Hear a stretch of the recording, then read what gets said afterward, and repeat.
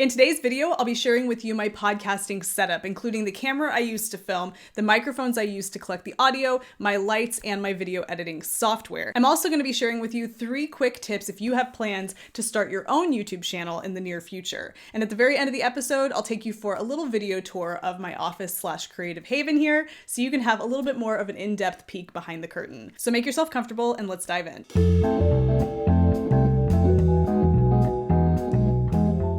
Hello, and welcome to the Wool Needles Hands Midweek Ramble. My name is Taylor, and I will be your host. I'm excited to get started today. I have a lot of folks asking me quite frequently what I use to record my videos. I do get questions about the microphones and the lighting, and so I decided I would create a video where I could direct individuals with questions like these. And I want to get right to that, but before I do that, I'd like to give you 3 tips for anyone who might be interested in starting a YouTube channel in the near future. Now, these aren't going to be tips in terms of how to get views and how all of the, YouTube kind of gimmicks and algorithm advice, nothing like that. This is just practical advice for anybody who might be interested in embarking on the adventure that is creating a YouTube channel. My first tip for you is to just start. Record your first video, no matter what it is, no matter what the content is or the big idea of the video. Just sit down, take whatever idea it is that you have on hand right now, push record and create the video. Even if you don't have any intention of uploading that particular video,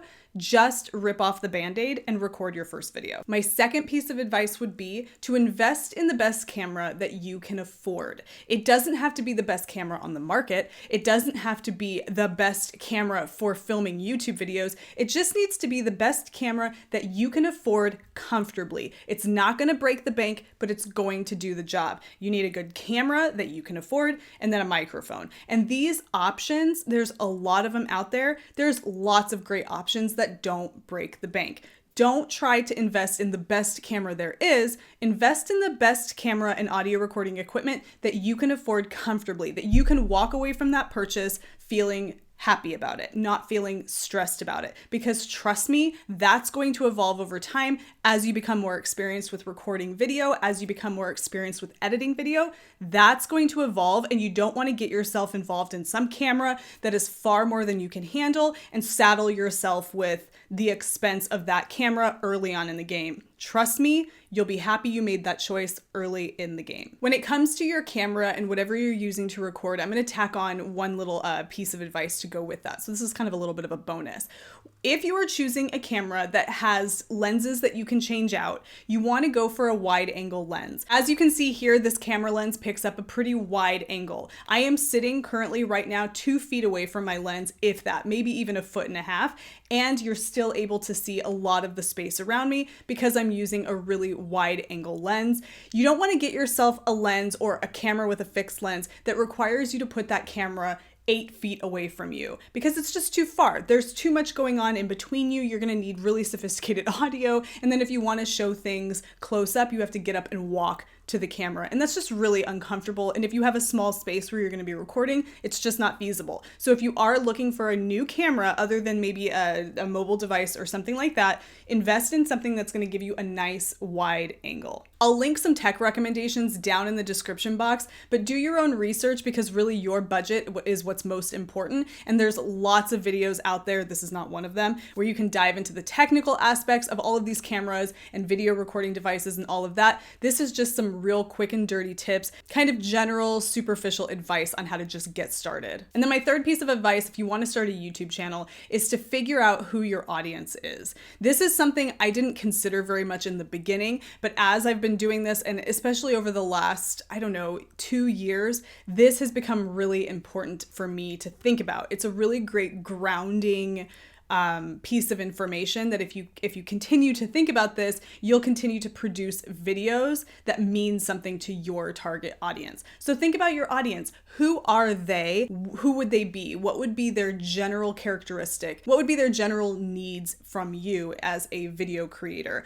who are you making your videos for? Now, your videos can evolve over time, and you may produce videos that target different audiences, and that's fine. But if you think of your overall audience in your videos, then you kind of give yourself a roadmap for your channel, and that's really important. It helps you to develop that big idea of your channel. For example, Wool Needles Hands is a channel devoted to knitting as a craft, generally speaking. Now, I might have offshoots that kind of go into other realms of fiber arts, but it all comes back to knitting. My target audience are people that are enthusiastic about knitting, and that always gives me a grounding space to return to, which makes planning videos and gathering topics a lot easier. Okay, that's it for tips. I have so many tips, and down the road, I might do a little bit more of an in-depth video or frequently asked questions about this, but those are 3 quick tips that just come to mind when I think about things you might need to know to get started with a YouTube channel in the near future. Now I'm going to share with you what I'm using to record my videos, my camera that I use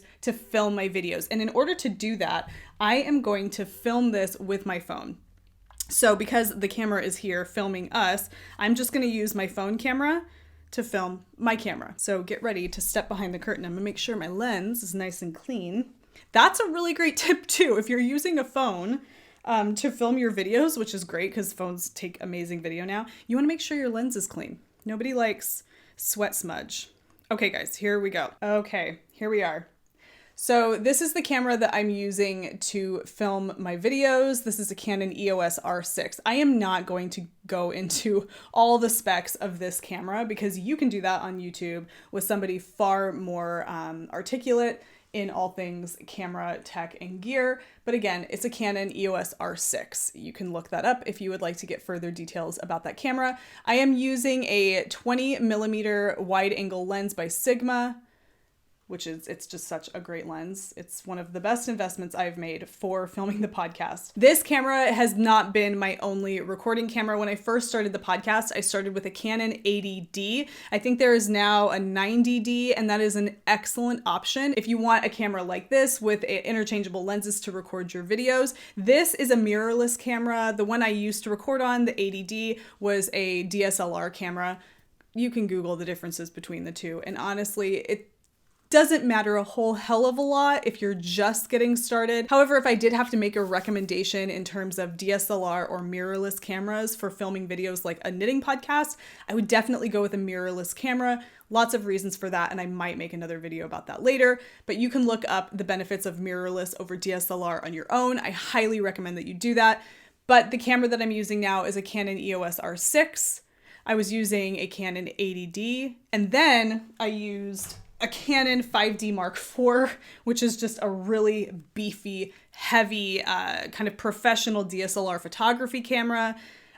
I stopped using this about 1.5 years ago because it just isn't great with the kind of autofocus that I need for holding, knitted items up in front of the lens and getting that really quick focusing time. This just didn't fit the bill. It's a beautiful photography camera, just not great for recording that kind of video. Let me emphasize this. The camera I'm using now is not necessary when you're getting started. That camera is not necessary, period. Anything that I have here is not necessary for starting out. You could literally just use your phone and you can produce content that gets views, that gets out to people, and you can create a really healthy YouTube channel just using something like this. Okay, audio. Audio is really important. It's one of those things for me that if a video has poor audio, it's hard for me to watch. I'm not sure if that's for everybody. It's just really particular for me. Poor audio is just difficult for me, I guess. And so audio for my videos is really important. So I have 2 different audio recording devices going at one time, just in case something were to happen and one goes out, I have another one to fall back on. So let's pull out the camera and I'll show you what I have in front of me here. Okay, so the first device that I have right here is my Blue Yeti. This is kind of a professional audio podcasting microphone. I use this for my voiceover vlogs, and when I do those, I use this, what do they call these? It's like a buffer. Can't remember the name of these, but I use one of these to help clean up the audio when I'm doing voiceover. So that is my first microphone that I use. And then my next microphone is a Rode VideoMic Pro. I'll link to these down below if you're interested. There is another version of this Rode microphone that is not the Pro version. It's just the Rode Video Mic. I think it's the Video Mic Mini. Fantastic microphone, really great for a budget. It's superb. So if that's something you're looking for, something more on a budget, that would be a really great recommendation, and I'll link to that down below as well. So this is my Rode Video Mic Pro, and this is my Blue Yeti.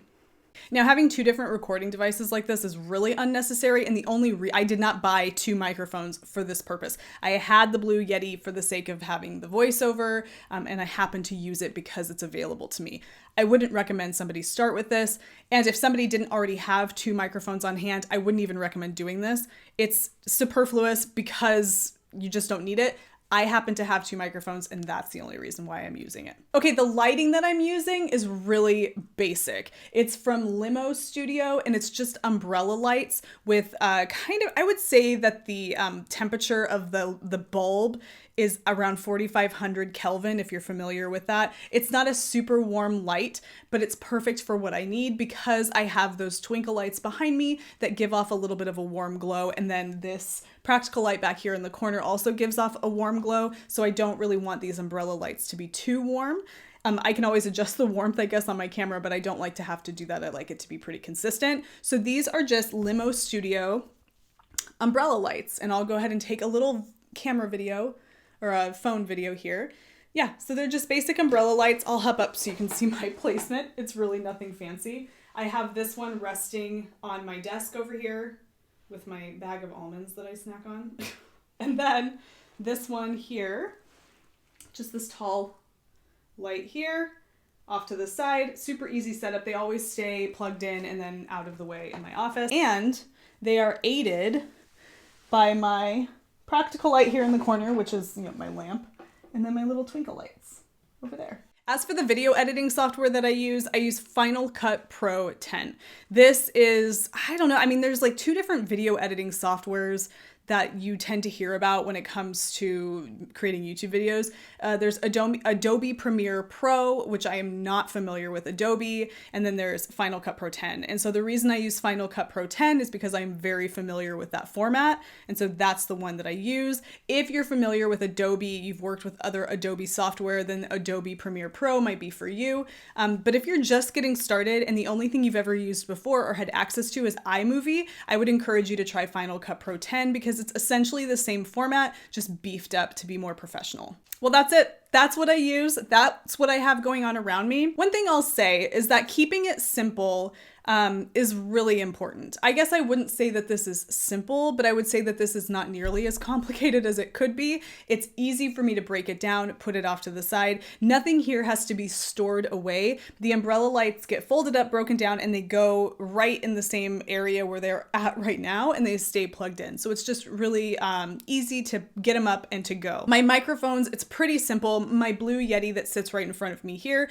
it's plugged into my computer. It just gets moved over to a shelf in the corner. My video mic up here, my Rode mic, always stays here on this tripod that I have attached to my table, which you'll see in the office tour in just a moment. It always stays there. And then my camera, which is affixed to my tripod in the position that I want it to stay in for the videos, it just gets moved over to the corner of the office over there, and that's where it stays. So everything is just really easy to grab and go and get set up. If you have to put things away, when you have lights and things like that, that can become complicated and cumbersome. Another thing that I will say, I changed my location for filming. In older episodes of the podcast from a year ago, I was filming in a completely different area of my office, in kind of an area that just really wasn't an area where I sit. I moved my chair to this random space in my office and filmed there, and it felt awkward, which I would never have expressed. I don't think anybody would have noticed, but for me, it always kind of felt awkward to record there because it's just not a place where I would sit in my office. Where I am sitting right now is at my work table. This is a place that I come into my office if I have paperwork to do, or if I'm working on a craft or something like that, I come and I sit here. It's a very natural space in my office. It has really lovely natural light. This is a very large window, and so I get a lot of that natural light. It has all of these creative tools around me. It just feels good. So make sure wherever you're recording things feel good and feel comfortable and natural for you, because that will come across in your video. I sure hope that helped you guys. I really appreciate you taking the time to check this out. Like I mentioned, I am going to include here a little tour of my office with a voiceover to tell you a little bit about what you're seeing in the video. But in the meantime, if you enjoyed the video or took anything away, please don't forget to give the video a thumbs up. Definitely subscribe. I upload content twice a week on Wednesdays and on Sundays. And if you would like to further support the channel, you can head over to the Wool Needles Hands merch shop. Check out what we have going on over there. Lots of fun conversation starters in the form of t-shirts, bags, coffee mugs. You can check it out and see if there's something there to your liking. And don't forget to check out the Wool Needles Hands website. It's woolneedleshands.com. Everything is linked down below. Be sure to sign up for the monthly newsletter where I will be sharing with you little bits and bobs about what I'm getting up to each month. Until next time we meet, which is going to be Sunday for episode 64 of the Knitting Podcast. Happy knitting, happy making, happy whatever it is that you're doing. Take care, be well, and I will see you soon. All right, welcome to my office/creative haven. Let's go ahead and walk in the door and turn to the right. This yarn cabinet that you're about to see here was built by my husband and my dad back in 2011, and right now it houses my entire stash. Yes, you heard that right. This is all the yarn I own. There is no other yarn hiding around anywhere else. And that is my dog Pepper right over there. She keeps me good company. As we turn, you're gonna see that I have some old rugs hanging on the wall to take up space. I think they look pretty cool. Same thing with that basket over there. When you have a ton of wall space and vaulted ceilings, having, options is important for hanging things on the wall. This table that you see here is where I sit when I podcast. This is my work table. And that is my vintage lampshade in the corner there.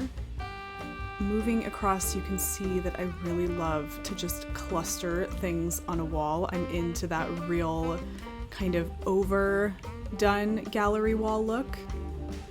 That's the camera that I use for podcasting. Oh, and you can spy my top-down raglan that I am making with my fisherman's wool. So pretty. I can't wait to continue working on that. It's just so lovely. This is a finger painting by my son, my oldest son, that I cherish. And lots of little knickknacks that, just make my heart sing. These Christmas pillows I just picked up from HomeGoods. You guys, they're adorable. Look at how cute they are. They're super textured. Everything is like embroidered. Ugh, I'm loving them, and I think they look great on the couch. That is a watercolor original by yours truly.